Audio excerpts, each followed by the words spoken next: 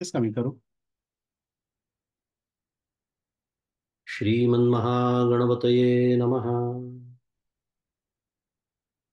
गलद्दानगण्डं मिलद्भृङ्गखण्डं चलच्चारशुण्डं जगत्त्राणशौण्डं लसद्दन्तकाण्डं विपद्भङ्गचण्डं शिवप्रेमपिण्डं भजे वक्रतुण्डम्।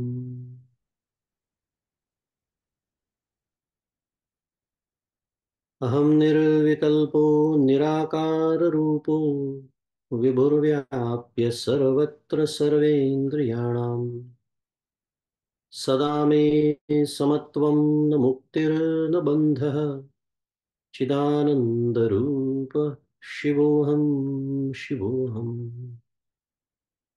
चिदानन्दरूप शिवोऽहं शिवोऽहम्। गुरुर्ब्रह्मा गुरुर्विष्णुः गुरुर्देवो महेश्वरः गुरुः साक्षात् परं ब्रह्म तस्मै श्रीगुरवे नमः।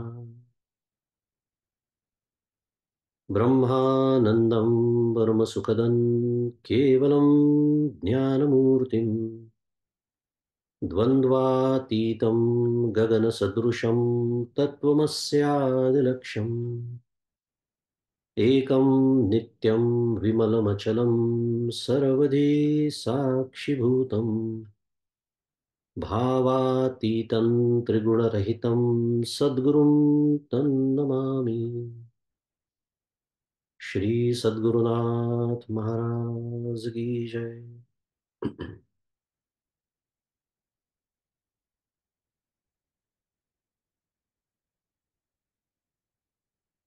जय जय रघुवीर समर्थ। श्री राम जय राम जय जय राम। श्री राम जय राम जय जय राम। श्री राम जय राम जय जय राम। श्री राम जय राम जय जय राम। श्री राम जय राम जय जय राम।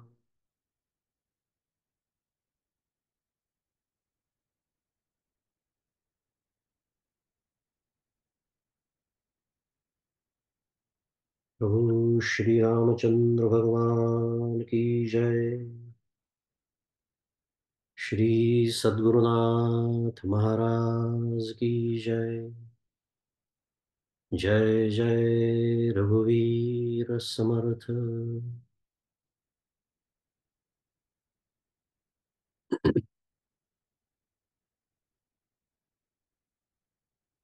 माझे सद्गुरु परमपूज्य डॉक्टर श्रीकृष्ण दत्तात्रय देशमुख उपाख्य डॉक्टर काका यांच्या श्रीचरणांना शिरसाष्टांग वंदन करतो। परमपूज्य मंदाताई गंधे यांच्या चरणी शिरसाष्टांग वंदन करतो। तुम्ही श्रोते जगदीश मूर्ती, तेथे माझी व्युत्पत्ती किती, बुद्धिहीन अल्पमती सलगी करतो श्रीराम। मग सर्वांना सप्रेम अभिवादन।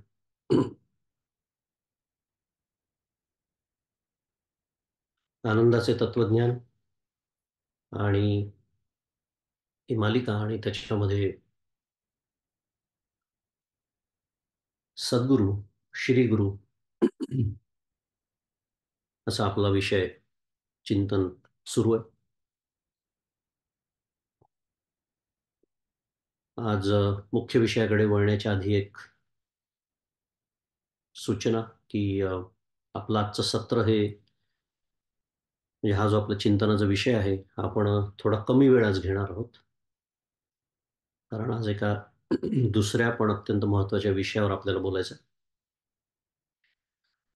तर या सूचनेसह आपण आपल्या विषयाकडे वळू। सद्गुरू, त्यांचं महात्म्य, त्यांची गरज, त्यांचं स्थान, त्यांचं योगदान, अनेक शब्द त्याला आहेत, हे आपण समजून घेतो आहोत. आणि मागच्या वेळेला आपण सद्गुरू या विषयांतर्गत आपण निष्ठा, सद्गुरू निष्ठा म्हणूया, सद्गुरूंच्या प्रती असलेली आपली निष्ठा म्हणूया, याचा विचार आपण करत होतो. त्या निष्ठेचे आपण ढोबळमानाने दोन भाग पाडले. एक साधन निष्ठा आणि दुसरी सेवा निष्ठा, असं आपण त्याला नावं दिली. ती दिलेली नावं आहेत, काही वेगळी नावं वापरली तर बिघडत काही नाही. पण एक साधारण म्हणून मी एक साकल्याने जर विचार केला तर सद्गुरू निष्ठा किंवा सद्गुरू निष्ठेला जी परिपूर्णता प्राप्त होते, ती या दोन गोष्टींनी होते. हे दोन अंग त्याचे जे आहेत, भाग आहेत, हे जेव्हा परिपूर्ण असतात आणि एकमेकांवर अवलंबून आहेत, तोच विचार आपला मागच्याला करून झाला होता थोडासा. तर पुन्हा एकदा साधन निष्ठा म्हणजे अगदी साध्या भाषेत सद्गुरूंनी दिलेलं, मला दिलेलं जे साधन आहे, आपण अर्थातच सद्गुरू प्राप्ती मला झालेली आहे हे गृहीत धरून अर्थात ते बोलणं सुरू आहे, कारण तेव्हाच ही निष्ठा संभवते. तोपर्यंत असू शकते निष्ठा, नाही असं नाही. एखाद्या आराध्य दैवतावरती निष्ठा असते किंवा एखाद्याला आपण गुरु मानलेलं असतं, ती निष्ठाच असते. पण परिपूर्णतेने हे जेव्हा सद्गुरू प्राप्ती होते तेव्हा हे जास्त प्रकर्षाने या गोष्टी होतात. तर ती साधन निष्ठा म्हणजे सद्गुरूंनी दिलेलं जे साधन आहे त्याच्यावर अत्यंत श्रद्धेने, दृढतेने, नियमाने ते चालवणं, अगदी साध्या भाषेमध्ये साधन निष्ठा म्हणतात त्याला. खरा हा विचार करून झालाय मागच्याला आपला, उजळणीच थोडंसं घेतोय मी, पण तरी एक दोन मुद्दे नेहमीच बोलता बोलता असे येतात चिंतनामध्ये, की हे सांगावं का लागतं, तर आजच्या युगामध्ये माहितीचं युग समजलं जातं. There is a explosion of information everywhere. आणि त्याचा एक दुष्परिणाम असा होतो, की आपल्याला आज सगळं उपलब्ध आहे, ही एक चांगली गोष्ट आहे. पण त्याचा दुष्परिणाम असा होतो, की आपल्याला बऱ्याच गोष्टी ऐकायला मिळतात, बऱ्याच गोष्टी वाचायला मिळतात. अं, आणि मग त्यातनं थोडंसं आपल्या ज्या व्यावहारिक सवयी असतात, त्या घेऊनच आपण परमार्थात शिरत असतो नेहमी. मग त्याच्यामध्ये थोडी तुलना व्हायला लागते. आपल्या बुद्धीने आपण थोडेसे त्याचे अर्थ लावायला बघतो, की अरे, इथे तर असं म्हटलंय, अरे तिथे तर तसं म्हटलंय, अरे त्यांचे सद्गुरू तर त्यांना तसं सांगतात. हे जे काही होतं आणि मग तुलना सुरू होते. मग आपणच आपल्या मनाने ठरवतो यातलं तर काय, तम काय. हे जे एक थोडंसं आपल्या बुद्धीनी, त्याला एक चांगलं वाक्य नाही आहे ते, पण माझ्या सद्गुरूंचं वाक्य आहे म्हणजे वापरतो, कारण ते कीर्तनातही वापरलं जातं, की आपल्या बुद्धीच्या गाढवावर बसून, असं ते वाक्य आहे. कारण माझी बुद्धी म्हटल्याबरोबरच माझा आत्मदेश काहीतरी वर येतो बरं का. मी माझं सांगतो सगळं. आणि त्याला गाढव-बिढव शब्द वापरले म्हटल्यावर तर त्याला अशी धारच चढते मग. पण आता आहे परमार्थ प्रांतामध्ये ते तसंच आहे. कारण हा स्वबुद्धीचा प्रांत नाही. कारण ज्याच्या आतमध्ये असं काहीतरी चढतं, त्याची बुद्धी रजोगुणी असते. आणि हीच तर नेमकं बुद्धीत चालत नाही परमार्थामध्ये, ही समस्या आहे. आपल्या दृष्टीने समस्या आहे, पण परमार्थाच्या दृष्टीने वस्तुस्थिती आहे. मुद्दा एवढाच होता माझा, की अत्यंत श्रद्धेने, दृढतेने आणि नियमित चालवणं या शब्दांच्या पाठीमागे इतका सगळा आशय आहे, की मला माझ्या सद्गुरूंनी जे साधन दिलेलं आहे, ते माझ्यासाठी it is the best in the world, शुद्ध मराठीत. फॉर मी, हे सगळ्यात महत्वाचं आहे. कारण शेवटी काय असतं, साधना जी असते, तो मार्ग असतो एक. आणि सगळे मार्ग शेवटी कुठे जातात, आपल्या सगळ्यांनाही माहिती आहे. गंतव्यस्थान यद गत्वा न निवर्तन्ते तद्धाम परमम मम. भगवद्गीता सांगते. एकच स्थान आहे सगळ्यांचं पोहोचण्याचं, एकच. मग जर स्थान एकच आहे, तर मार्गाचा इतका तोही माझ्या बुद्धीने केलेला आग्रह का? मार्गांची तुलना कशासाठी? तरतम भाव, त्याला हे लेबल्स ज्याला म्हणतो शुद्ध मराठीत, का चिकटवायचे आपण? मी का ठरवायचं हे तर आहे का तम? साधननिष्ठा. आणि त्या साधननिष्ठेचे आपण 3 भाग बघितले होते. त्याच्यामध्ये एक नामनिष्ठा आपण मागच्या वेळेला बघितली होती, की बहुतांश वेळेला बहुतांश संप्रदायांमध्ये सद्गुरू पुन्हा काही संप्रदायांमध्ये पद्धत आहे, एकच नाम दिलं जातं. पण बऱ्याच ठिकाणी व्यक्ती परत्वे भिन्न नाम दिलं जातं. पुन्हा त्याच्यात जो पिंड बघितला जातो, ते सगळं जे काही सद्गुरू बघतात ते सद्गुरूंना समजतं. हेच तर महात्म्य त्यांचं आहे. आपण महात्म्य समजून घेतोय. निष्ठा हा विषय सुरू आहे, पण समजून घेतोय ते महात्म्य, सद्गुरूंचं महात्म्य काय आहे, योगदान काय आहे वगैरे. आणि श्रीगुरूंनी दिलेलं जे नाम असतं, ते सबीज असतं. त्याचा आपण मागच्याला विचार केला. पुन्हा उजळणी सुरू आहे, त्यामुळे फार सविस्तर बघायला नको सबीज म्हणजे काय, ते सगळं आपण बघितलं मागच्या वेळेला. पण दुसऱ्या कोणीतरी मला सांगणं, श्रीराम जयराम जय जयराम तू म्हणत जा. मग ते काय वाईट सांगतात का? नाही, चांगलंच सांगतात आहे. पुन्हा तोच विषय आहे. जोपर्यंत मला सद्गुरू प्राप्ती नाही, तोपर्यंत म्हणावं श्रीराम जयराम जय जयराम. म्हणावं ओम नमः शिवाय. काही बिघडत नाही. जे आपल्याला नाम आवडेल ते म्हणावं. पण जेव्हा सद्गुरू मला नाम देतात, तर ते सबीज असतं. ते सबीज म्हणजे काय? हा सगळा विचार आपला मागच्या वेळेला करून झाला. आणि मी जसं म्हणालो, की बहुतांश संप्रदायांमध्ये नाम दिलं जातं, कारण हे एकमेव साधन असं आहे, की ज्याला कोणी अपवादच नाहीये. सर्व संतांनी, सर्व शास्त्रकारांनी एकमुखाने वर्णिलेलं, त्याचं महात्म्य गायलेलं जर एकमेव साधन असेल, तर ते नामस्मरण हेच आहे. पुढे आपण बघितलं होतं तत्वज्ञाननिष्ठा, त्या साधननिष्ठेचा दुसरा भाग आहे तत्वज्ञान. काही ठिकाणी हे जितक्या प्रमाणात ही निष्ठा सांभाळल्या गेली पाहिजे, तितक्या प्रमाणात सांभाळल्या गेलेली दिसत नाही. पण तरीसुद्धा आपण जेव्हा सद्गुरूंची वैयक्तिक बोलू शकतो, तेव्हा या गोष्टी जास्त स्पष्टपणे केल्या जातात. आणि आपण त्याचाही विचार 1-2-3 सत्रांपूर्वी केला होता, की अनुग्रहाचे जे प्रकार आपण बघितले होते, त्याचा इथे थोडासा संबंध येतो. पण तत्वज्ञान निष्ठा म्हणजे नेमकं काय? तर पुन्हा मागच्याला आपण ऐकलं होतं, की नामाचं महत्त्व काय? त्याच्यामागचं तत्वज्ञान काय? ध्यानाचं महत्त्व काय? त्याच्यामागचं तत्वज्ञान काय? ती प्रक्रिया काय? ते कशामुळे मला जमत नाही? नाम परमेश्वराचं कशासाठी घ्यायचं? त्या परमेश्वराचा आणि नामाचा संबंध काय? त्या नामाचा आणि माझा संबंध काय? मग जर शास्त्र असं सांगतं, की ही नित्यप्राप्ताची प्राप्ती आहे, तर मग तो संबंध बिघडला कशाने? तो दुरुस्त कसा करायचा? इत्यादी, इत्यादी, इत्यादी.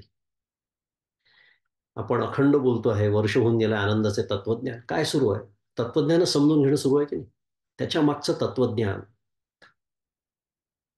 याला म्हणायचं तत्वज्ञान निष्ठा. कारण साधना 2 प्रकारची असते. आपण आत्ता बोलतोय हे बहुतांश आपण बैठकीच्या साधनेबद्दल बोलतोय. पण जी चालती-बोलती साधना असते, व्यवहार सुरू आहे, ऑफिसचं काम सुरू आहे, स्वयंपाकघरात काम सुरू आहे, इतर लोकांशी बोलणं सुरू आहे, कुठे काही देवळात उत्सव असतील त्याच्यात सहभाग घेणं सुरू आहे. आता देवळातले उत्सव उदाहरणार्थ. उत्सव हा उत्सव असतो. तो सुरू करणं, करणाऱ्यांचा ते जे धुरीण असतात, त्या संप्रदायाचे त्यांचा फार मोठा उद्देश त्याच्यामागे असतो. पण तो उद्देश उत्सवात माझ्या दृष्टीने हरवता कामा नये. आपण तेवढंच बोलूया. पुन्हा आपल्याला इतरांबद्दल काही बोलायचं नाहीये. पण मी जेव्हा एखाद्या उत्सवात सहभागी होते किंवा होतो, तेव्हा माझी काय भूमिका असली पाहिजे? माझं तिथलं वर्तणूक कशी असली पाहिजे? कोणत्या गोष्टीकडे माझं लक्ष असलं पाहिजे? कारण ज्या गोष्टींकडे लक्ष नाही राहिलं, तर तो एका रजोगुणाचाच एक दुसरा कारभार होतो. हे आपल्याला डोळ्यांनी रोज बघायला मिळतं. रोज बघायला मिळतं. मग फक्त मी पार्टीला जायच्या ऐवजी उत्सवात गेले. त्यामुळे माझं रजोगुणी मनोरंजन होण्याच्या ऐवजी सत्वगुणी मनोरंजन झालं. एवढंच त्याचं फळ पदरात पडतं आपल्या. विषय काय सुरू आहे? तत्वज्ञान. इथेच तर तत्वज्ञान कामाला येतं. कारण हे जर सगळं नसेल, कारण तत्वज्ञान म्हणजे विचार, तत्वज्ञान म्हणजे विवेक आणि विवेकाने तर सुरुवात आहे साधनाच्या प्राप्तीची. तो जर नसेल, तर आपण काय करतो आहे आणि आपलं काय चुकतं आहे हेच कळत नाही आणि आपलं आयुष्य असं संपून जातं. आणि त्या आनंदामध्ये आपण असतो, की "अरे वाह! आमचा एवढा मोठा उत्सव झाला म्हणजे आमचं काम झालं. Box is checked." कारण वर्षात ठरलेलं असतं हे 3 उत्सव झाले पाहिजे. ते झाले की माझी पारमार्थिक जबाबदारी जणू काही संपली, असं वाटू शकतं. म्हणून तत्वज्ञान. त्याच्यानंतर तिसरं आपण पाहिलं होतं ध्याननिष्ठा. आता काही संप्रदायांमध्ये ध्यान असतं, पुन्हा काही नसतं. हा आपल्याला म्हणजे तो विचाराचा आपला विषय नाहीये. पण मुद्दा हा आहे, की ज्या संप्रदायांमध्ये ध्यान शिकवलं जातं, मग तिथे ती ध्याननिष्ठा सांभाळणं, म्हणजे शेवटी पुन्हा साधननिष्ठा सांभाळणं. जे काही साधन आपल्याला दिलं असेल. तर ध्यानाचे पुन्हा खूप प्रकार असतात. त्याचा आपण मागच्या वेळेला विचार केला. अष्टांग योगाचं ध्यान असतं. ज्ञानाचं ध्यान असतं, ज्ञान अंगाने जाणारं वगैरे, वगैरे. तर या सर्व निष्ठा सांभाळणं सद्गुरूंच्या प्रती आणि सद्गुरूंच्या प्रती सांभाळणं याचाच अर्थ त्यांनी दिलेल्या साधनेच्या प्रती सांभाळणं. हे झालं एक फार मोठं अंग आहे बरं का सद्गुरू निष्ठेचं.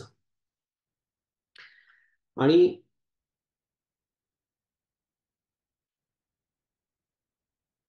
हे झाल्यानंतर किंवा मी म्हणीन हे झाल्यानंतर म्हणजे त्याच्यात असं क्रम नाही मला सांगायचा आहे, की हा आपला विचार झाल्यानंतर दुसरं जे अंग आहे सेवेचं त्याला सेवानिष्ठा असं म्हणतात.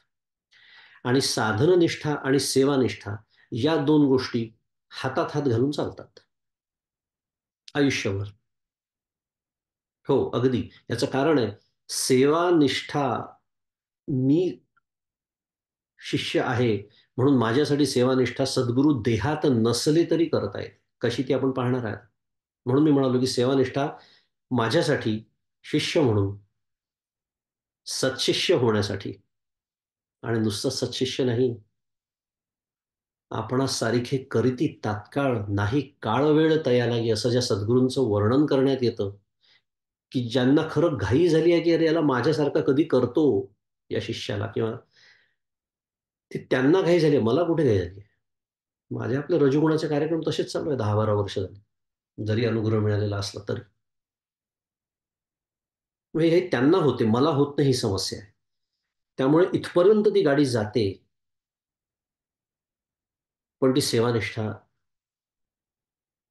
आयुष्यभर आपल्याला पाळावी लागते, शिष्य या दृष्टीने. तुलनेने विचार केला तर सेवा निष्ठा हे बहिरंग साधन आहे. कारण बहुतांश प्रमाणामध्ये ते श्रीगुरूंच्या देहाशी किंवा श्रीगुरू या व्यक्तीशी निगडीत असतं.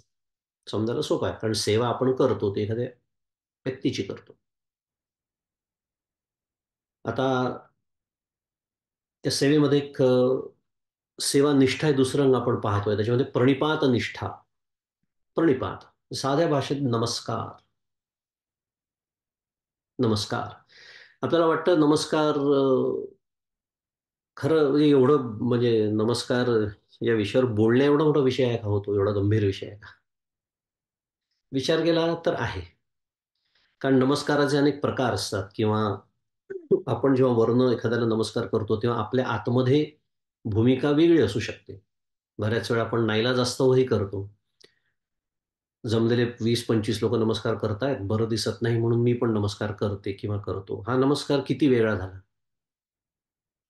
आणि ब्रह्मवेद ब्रह्मैव भवती हे शास्त्राचं जे सांगणं आहे, की अरे ते देहासकट ब्रह्म झालेले असतात. या भूमिकेतून किंवा या देहामध्ये, या मनुष्य देहामध्ये त्या जी उपाधी माझी गुप्त, चैतन्य असे सर्वगत असं जी माऊली सांगते, त्या तत्वाचा अनुभव घेतलेला हा देह आहे. आणि त्या देहाचं, त्या तत्वाचं स्वरूप ही त्यांची पाऊलं आहे, हे त्यांचे चरण आहे, ही त्यांची चरण कमल आहे. म्हणून मी माझं सर्वश्रेष्ठ असं मस्तक त्यांच्या चरणांवर ठेवतो. हा नमस्कार. मी 2 टोकाचे नमस्कार तुम्हाला दाखवून दिले आणि याच्यामध्ये हा जो स्पेक्ट्रम आहे, हे जी दोन टोकं आहेत, या दोन टोकांच्या मध्ये इतर सर्व नमस्कार बसतात. लक्षात आलं असेल. तुलनेने बहिरंग आहे सेवानिष्ठा, त्याच्यात हे प्रणिपात निष्ठा. म्हणून सांगण्यात येतं की नमस्कार कसा असावा, दंडवत असावा. दंडवत म्हणजे काय? दंड म्हणजे काठी. एक काठी मिशी धरून ठेवली आणि ती सोडली समजा. काठी कशी पडते? आपण सांगू सुद्धा शकत नाही ती कशी पडेल, कोणत्या दिशेने पडेल. ती जशी पडते तसं सद्गुरूंच्या चरणाशी पडणं विना संकोच. अरे माझं पांढरा शर्ट आहे, माझा कोट आहे, खराब होतोय. व्हाईस प्रेसिडेंट आहे मी कंपनीमध्ये, सीईओ आहे. मला तर कोणी बघितलं, हे सीईओ इथे ना साष्टांग नमस्कार घालतात, तर माझ्या प्रतिष्ठेचं काय होईल? जे नमस्कार दंडवत नसतात त्यांची उदाहरणं सांगतो मी. बघा वर्णनं वाचा तुम्ही, अनेक संतांची चरित्र आहेत. परवा शैलगमनमध्ये आपण कीर्तन ऐकलं. त्याच्यामध्ये ज्या कथा आल्या होत्या त्रिविक्रम भारतीची, अशा अनेक कथा त्या श्री गुरुचरित्रामध्ये येतात. कसे जातात सद्गुरूंना भेटायला. अनेक ठिकाणी तसं वर्णन आहे की आपल्या केसांनी धूळ जमीन झाडत जातात. आता ही सगळी बहिरंग आहेत, पण आतमध्ये आहे म्हणून ते बाहेर येत आहे बरं का. आतमध्ये आहे म्हणून ते बाहेर येत आहे. हे एक वेळ नाही केलं तरी चालेल, पण आतमध्ये ही भूमिका आपली असली पाहिजे, हा विषय सुरू.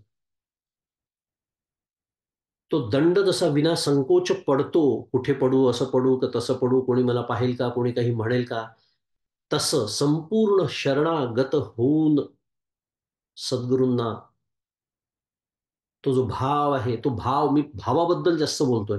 बहिरंग एखाद वेळेस नसलं तरी चालेल, तरी तनुमनु जीवे चरणासी लागावे आणि अगर्वता करावी. दास्य सकळ माऊली म्हणते. तनु मनु जीवे, काय शब्द आहे बा माऊलींचे. चरणासी लागावे, शरीराने. आत्ता मी जे वर्णन केलं ते शरीराचं होतं आणि मनाचं होतं. पण तनु मनु जीवे, जीवे म्हणजे काय? भावपूर्वक. म्हणजे तरी काय हो नेमका? जीवभाव सोडून त्यांच्या चरणाला नमस्कार करावा. मग त्यांनी काय होतं?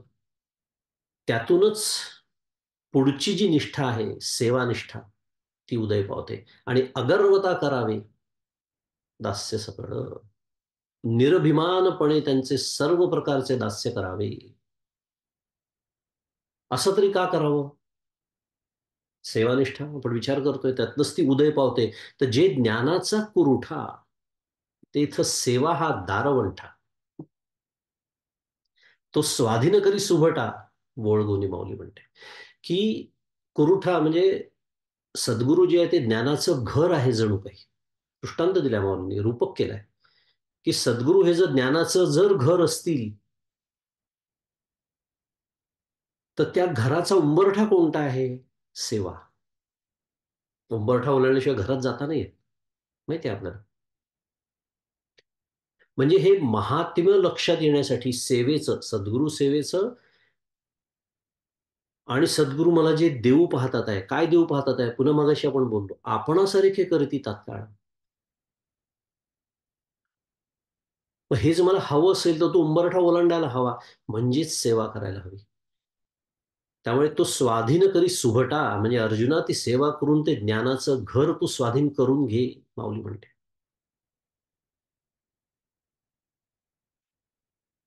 हे त्याचं महात्म्य आहे. ही अशी त्या प्रणिपात निष्ठेतून सेवानिष्ठा उदयाला येते.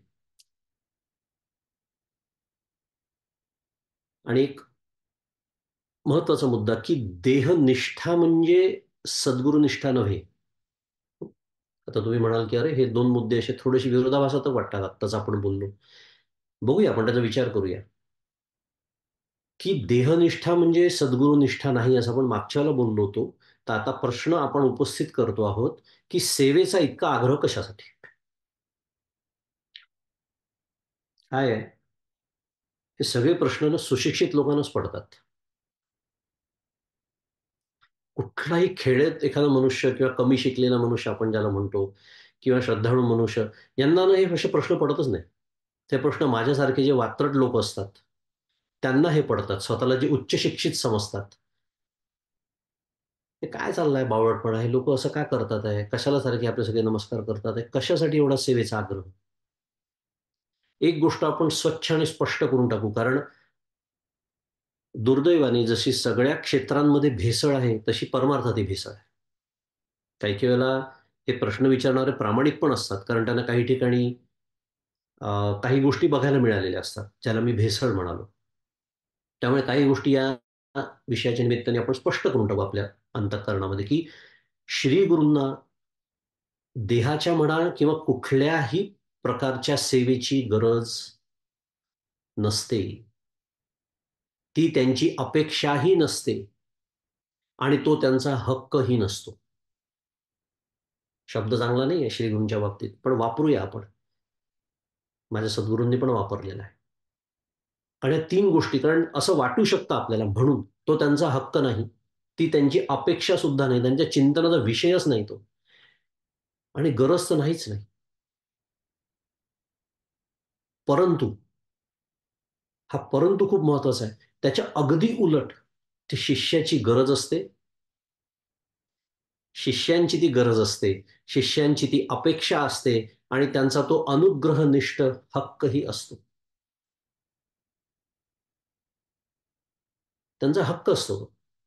त्याचं कारण आहे. हे असं का बरं? तोच आपण विचार करतोय, की आता प्रामाणिक शिष्य जर असेल, तर त्याला प्रामाणिक याचा अर्थ असा होतो, की जो आधीची जी निष्ठा मी सांगितली, म्हणून मी म्हणालो, की हातात हात घालून चालतात, की जो साधननिष्ठा व्यवस्थित सांभाळतोय.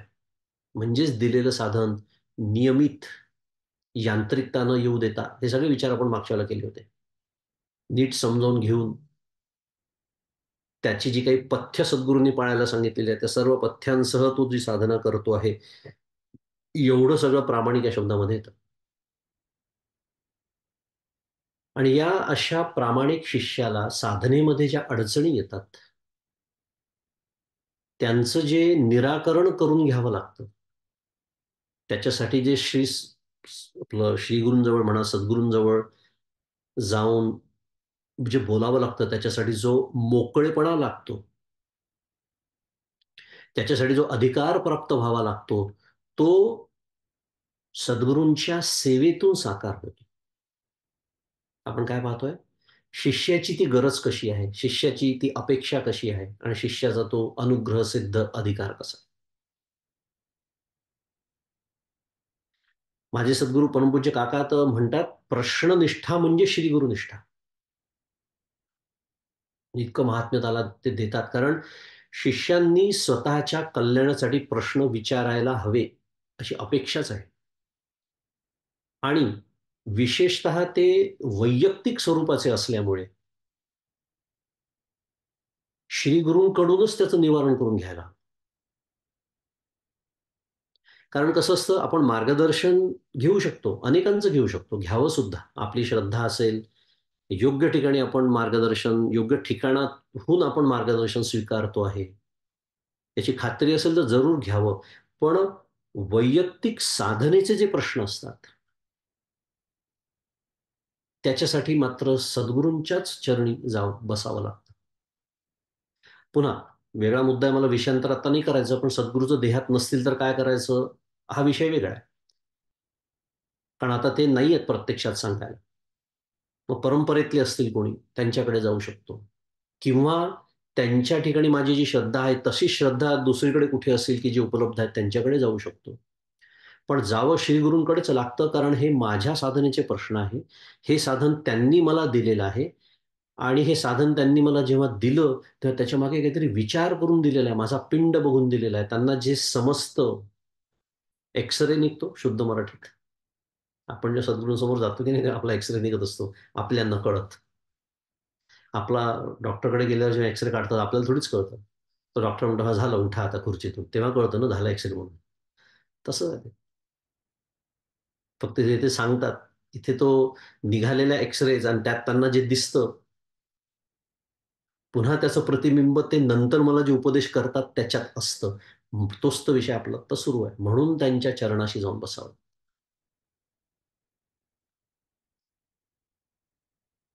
आणि या सेवेचा आपण सेवा जी आहे ते स्वच्छ, स्पष्ट आपण समजून घेतोय. भेसळ नसलेलं परमार्थ आपण समजून घेतोय. निर्भेळ परमार्थ आपण समजून घेतोय.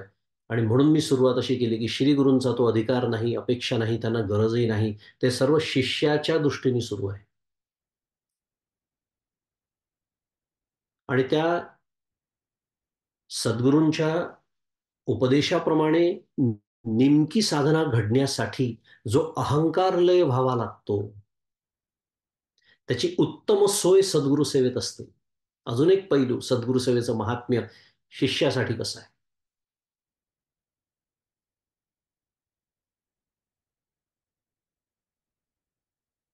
परमपूज्य काकांचं एक वाक्य आहे, की अहंकार लयाशिवाय एक पाऊल सुद्धा परमार्थात पुढे पडत नाही.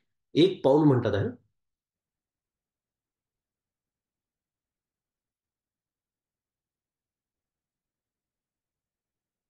अहंकार लयाशिवाय एक पाऊल सुद्धा पुढे पडत नाही. आणि याचं कारण आहे. असं का बरं? पुन्हा प्रत्येक गोष्टीला का बरं? का असला पाहिजे? त्याचं उत्तर आहे.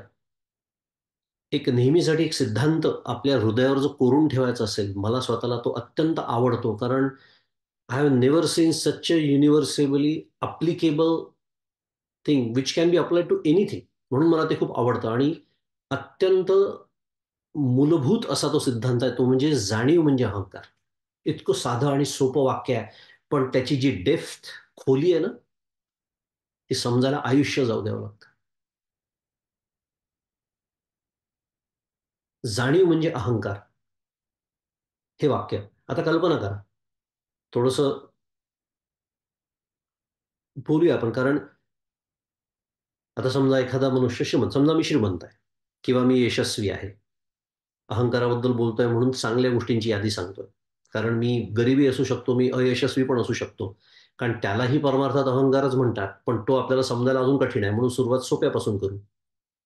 समजा मी श्रीमंत आहे, मी यशस्वी आहे. अ, खूप प्रसिद्धी मला मिळालेली आहे, इत्यादी, इत्यादी. आता ह्या गोष्टी ज्या आपल्याला आयुष्यामध्ये प्राप्त होतात किंवा होत नाहीत, हा प्रारब्धाचा भाग आहे. त्या परमार्थाच्या आड येत नाही. हे एक छान न बोललो आपण बऱ्याच वेळा, महत्त्वाचा मुद्दा आहे. पण आपले पुन्हा ते खूप गैरसमज असतात, की गरिबीत परमार्थ फुलतो, श्रीमंतीमध्ये परमार्थ होऊ शकत नाही, असे आपले काही समज असतात. म्हणजे सद्गुरू लगेच आठवण करून देतात, की असं जर असतं तर धारावीच्या झोपडपट्टीत संत जन्माला यायला हवे होते. कळलं असेल, मला बाकी बोलण्याची गरज नाहीये. मुद्दा एवढाच आहे माझा आत्ता, की हा प्रारब्धाचा भाग आहे. समस्या कुठे येते? याची जेव्हा अखंड जाणीव माझ्या अंतःकरणात असते, आपला विषय तो सुरू आहे. त्याला अहंकार म्हणतात. पहा किती सुंदर व्याख्या आहे. श्रीमंती असण्यात गैर नाही आहे. श्रीमंतीची अखंड जाणीव म्हणजे अहंकार.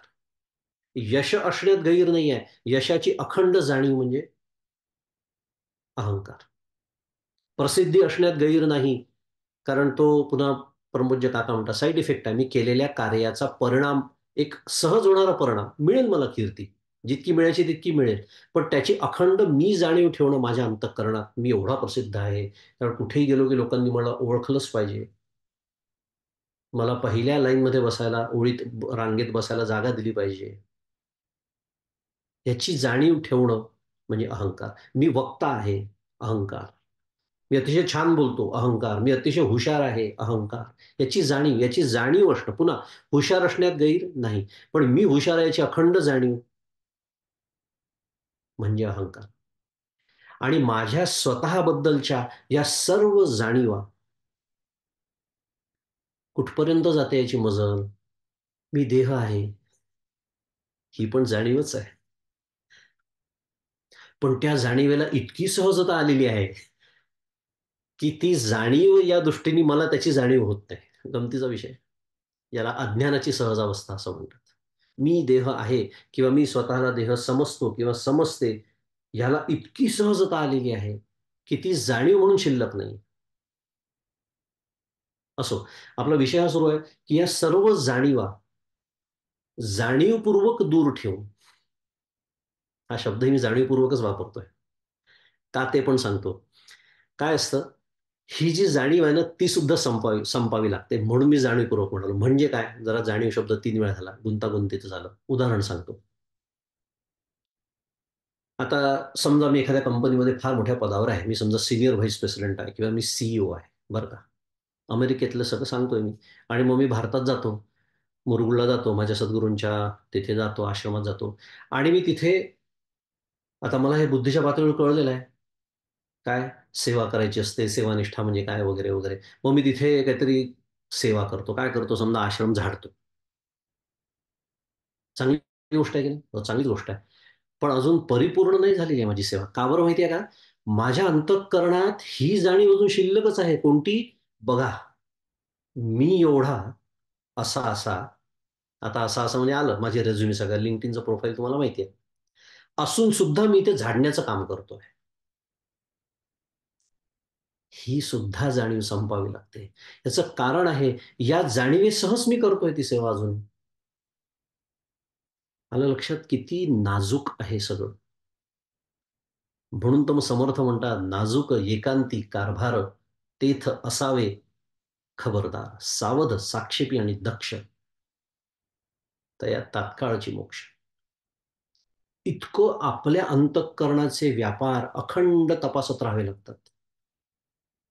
परमार्थ नव्हे, लेकरांच्या गोष्टी, ती ह्या दृष्टीने. कारण माझ्या अंतःकरणात काय सुरू आहे हे मलाच कळतं बरं का. कारण लोकांना काय दिसतं, "अरे, तो आश्रम झाडतोय बघा हं, अमेरिकेतून आलेला आहे, आश्रम वगैरे झाडतोय, किती सेवा करतोय." लगेच फोटो, व्हिडिओ. त्यांना काय माहिती माझ्या अंतःकरणात काय सुरू आहे. माझ्या अंतःकरणात अजूनही ही जाणीव आहे, की मी असा-असा असून मी सेवा करतोय बघा.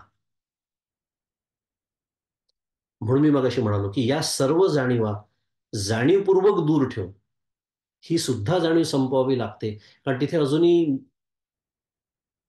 कारण जाणीव म्हणजे अहंकार ही जर व्याख्या आपण स्वीकारली असेल, हे जर मनोमन मला पटलं असेल, तर अजूनही त्या पदाचा अहंकार आहे की नाही माझ्या अंतःकरणामध्ये?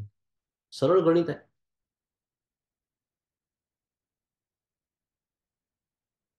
म्हणून ती सुद्धा संपवावी लागते. अशी जेव्हा सेवा मी करतो, असा जेव्हा त्या सेवेचा उंबरठा मी ओलांडतो, तेव्हा त्या ज्ञानाच्या घरात, ज्ञानाचा कुरुठा प्रवेश करण्याचा मी अधिकारी होतो. कारण शेवटी माहिती आहे आपल्या सगळ्यांना आपण अभ्यासक आहोत, की अहम ब्रह्मास्मी सुद्धा जाणीव जिथे संपावी लागते, तिथे मी असा आहे, मी तसा आहे, ह्या जाणीवा कशा चालतील? कशा चालतील? जिथे ऑपरेशन करताना त्या रुग्णाचं झोपलेला तो टेबलवरती रुग्ण, पेशंट त्याचं ऑपरेशन करताना जिथे त्या कात्री आणि ती सुई सुद्धा उकळून घ्यावी लागते, तिथे गंजलेलं हत्यार घेऊन कसं तुम्ही ऑपरेशन करणार? दृष्टांत बरं का. किती शुद्धता लागते. याचं कारण आहे, ज्या तत्वाशी मला एकरूप व्हायचं आहे. कसं आहे ते? मगाशी काय म्हटलं आपण? ब्रह्मानंदम परमसुखदम. कोणाचं वर्णन आहे? सद्गुरूंचं वर्णन आहे. विमल शब्द आहे की नाही त्याच्यामध्ये? विमल, शुद्ध. त्यामुळे त्या शुद्धतेमध्ये जर जाऊन मला मिसळायचं असेल, तर तितकं शुद्ध व्हावं लागतं. तेव्हा पुढे मग हा ज्ञानाचा पुरवठा म्हणजे त्याच्यात प्रवेश करण्याचे आपण अधिकारी होतो आणि या सेवेतून जो अधिकार मला प्राप्त होतो, त्याच्यातून प्रश्न विचारणं अपेक्षित आहे, आपण जसं मगाशी म्हणालो. त्यामुळे आणि ते प्रश्न पुन्हा महत्त्वाचं आहे, ते जर प्रामाणिक असतील, प्रश्न प्रामाणिक असतील म्हणजे काय? म्हणजे विचारणारा जो असतो जो प्रश्न, त्याची ऐकण्याची तयारी असते आणि ऐकण्याची तयारी याचा अर्थ वागण्याची तयारी असते तसं. जसं सद्गुरू त्याच्यावर बोध करतील, तसं वागण्याची ज्याची तयारी असते. खरंच काहीतरी समजून घेण्यासाठी तो सद्गुरूंजवळ गेलेला असतो. आपली विद्वत्ता दाखवण्यासाठी नव्हे, कारण सद्गुरूंची कृपा ना ही वाहत्या पाण्यासारखी असते. म्हणजे कशी? ती खडकाला टाळते आणि खड्ड्याला भरते. माहिती आहे पाण्याचा प्रवाह. मध्ये जर खडक आला तर त्याला असं वळसा घालतं पाणी, सोडून देतं त्याला. पण खड्डा मात्र आला तर त्याला भरतं. तशीच ते सद्गुरूंची कृपा. मग अपेक्षित जे आपुले तेही सांगती पुसिले, जेणे अंतःकरण बोधले संकल्पा नये. माऊली म्हणते की अशी भावपूर्वक आपण जेव्हा सेवा करतो, तेव्हा सद्गुरूंना सेवा केल्यानंतर सद्गुरू आपल्याला जे अपेक्षित आहे, काय अपेक्षित आहे? आत्मज्ञान, दुसरं काय? त्याचा उपदेश करतात, बोध करतात आणि साधन चतुष्टय संपन्न जो शिष्य असतो, त्याच्या अंतःकरणामध्ये हा बोध होतो आणि असा हा ज्ञानसंपन्न शिष्य, जो पहिले साधन चतुष्टय संपन्न असतो म्हणून ज्ञानसंपन्न होतो, हा पुन्हा संशय विपर्यासाला प्राप्त होत नाही. म्हणजेच आपणासारखे करीती तात्काळ ज्याची घाई सद्गुरूंना लागलेली आहे, त्या सद्गुरू तत्वाशी एकरूप होतो, सद्गुरुपदी विराजमान होतो. हे आहे सद्गुरुनिष्ठेचं महात्म्य. हे आहे त्याची विविध अंग, जी सांभाळण्याची जबाबदारी पुन्हा एकदा शिष्याची आहे. आणि बहुतांश वेळेच्या मर्यादेत आपण वर्णन जे केलं ते प्रत्यक्ष सेवेचं केलं. पण मगाशी मी एक विधान केलं होतं की सद्गुरू देहात नसतानाही सेवा करता येते. त्यांचं कार्य पुढे चालवणं, त्यांनी सांगितलेल्या मार्गावर चालत राहणं, त्यांच्या ग्रंथांचा अभ्यास करणं, त्यांनी दिलेली साधना निष्ठापूर्वक सांभाळणं, हे सगळं सद्गुरू देहात नसताना सुद्धा करता येतं की नाही? करता येतं. एकच शेवटचं वाक्य सांगतो आणि आज थांबूया. कारण मी जसं म्हणालो, आज आपण लवकर संपवणार आहोत, कारण आपल्याला दुसऱ्या एका विषयावर थोडंसं बोलायचं आहे. की एकदा मी परमपूज्य काकांना असं म्हणालो होतो, की खूप काही वर्षांपूर्वीची गोष्ट आहे, की आम्ही अमेरिकेत राहत असल्यामुळे, म्हणजे माझ्याबद्दलच बोलत होतो, पण बाकी पण इथे राहणाऱ्या लोकांना ते लागू पडतं. म्हणून मी असं म्हणालो, की आम्ही अमेरिकेत राहतो, त्यामुळे आम्हाला असं खूप वारंवार इथे येता येत नाही मुरगुडला आणि सेवा करता येत नाही. असं मी या पद्धतीचं बोलत होतो.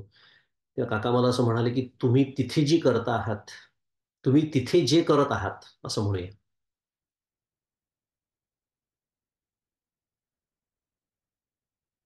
"ती तितकीच नव्हे, त्याच्यापेक्षा जास्त उत्तम सेवा आहे" असं परमपूज्य काकांचं वाक्य होतं. हे मी तुम्हाला का सांगतोय? तर देहाने दूर राहून सुद्धा किती उत्कृष्ट सद्गुरूंची सेवा करता येते, हे प्रत्यक्ष सद्गुरूंनीच मला सांगितलेलं आहे. एवढं बोलतो आणि आजचं हे चिंतन सद्गुरूंच्या चरणी अर्पण करतो आणि माझ्या वाणीला विराम देतो. श्री सद्गुरुनाथ महाराज की जय. जय जय रघुवीर समर्थ. दादा, तुम्हाला नमस्कार. नेहमीप्रमाणे आपलं मार्गदर्शन आम्हाला अतिशय महत्वाचं आहे आणि त्याच्यात एक थोडासा दिलासा सर्वांसाठी, तो म्हणजे हा की आपल्याला प्रत्यक्ष आपल्या सद्गुरूंचा सहवास जरी नाही लाभला तरी आपण जिथे राहतो तिथून आपल्याला आपल्या सद्गुरूंची सेवा करता येते. आणि आज आपण भजन सेवा घेणार आहोत. त्याच्यात आपल्याला भजन सेवा देणार आहेत सौ बन्सारी मोडक. बन्सारी, तुम्ही आला आहात का? हो, मी आहे ऑनलाईन. अच्छा. नमस्कार. नमस्कार. तर बन्सारीजींची मी थोडक्यात माहिती करून देते. या वॉशिंग्टन DC राहतात, मेरीलँड. तिथले जर्मन टाउन आहे मेरीलँडमध्ये, तिथे. आणि व्यवसायाने त्या IT मध्ये काम करतात. आणि त्यांनी पहिले संगीताचे धडे स्वतःच्या आईकडनं घेतले आणि त्याच्यानंतर पुण्यात त्या सौ चित्ररेखा देशमुख यांच्याकडे हिंदुस्थानी शास्त्रीय संगीत शिकल्या आणि तिथून त्यांनी गंधर्व महाविद्यालयाच्या द्वितीय परीक्षा उत्तीर्ण झालेल्या आहेत. तसेच पुण्याच्या स्वर ताल संध्या संस्थेचे संस्थापक श्री संजय करंदीकर तसेच श्री केदार करंदीकर यांच्याकडून त्यांनी वेळोवेळी मार्गदर्शन त्यांना मिळालेलं आहे. सध्या त्या श्री किरण व्यास यांच्याकडून संगीताचे मार्गदर्शन घेत आहेत आणि त्या मराठी आणि हिंदी रागदारीवर आधारित गाणी विविध स्टेज आणि इंटरनेट माध्यमातून सादर करतात. आज आपल्याला त्या भजन सेवा देत आहेत. त्यामध्ये परमपूज्य श्री नारायण महाराज रचित आपुले ध्यान जीवाला लागे हे भजन आज त्या आपल्या पुढे सादर करणार आहेत. बन्सारीजी, आपण रेडी असाल, आपण सुरू करू शकता. येतोय?